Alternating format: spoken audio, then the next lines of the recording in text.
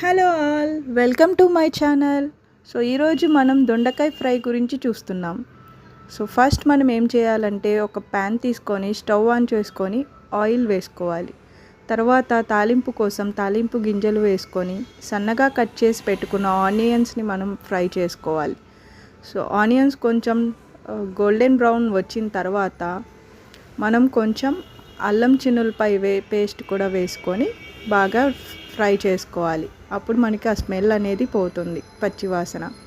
So ఆ తర్వాత ఇలా ఫ్రై అయిన తర్వాత మనం ఇప్పుడు దొండకాయలు కూడా వేసుకొని ఫ్రై చేసుకోవాలి.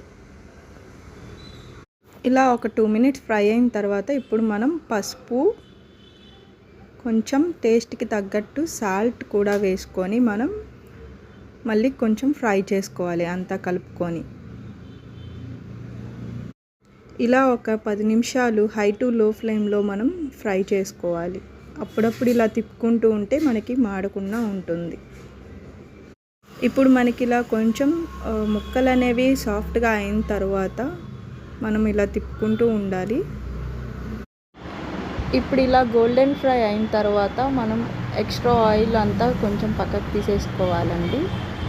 ఆయిల్ తీసేసిన తర్వాత ఇప్పుడు ఇలా ఫ్రై అయిన తర్వాత మనం ఇందులో కొంచెం గరం మసాలా, అలాగే కొంచెం కారం మనకు టేస్ట్ తగ్గట్టు వేసుకోవచ్చండి.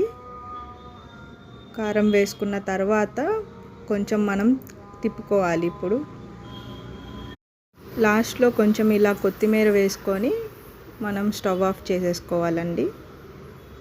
అంతే, ఎంతో టేస్టీ అయిన దొండకాయ ఫ్రై రెడీ అయిపోయినట్టే. ఒకసారి ఇలా ట్రై చేసి చూడండి, మీ పిల్లలు ఎంతగానో ఇష్టపడతారు. Thank you for watching. Please subscribe to my channel.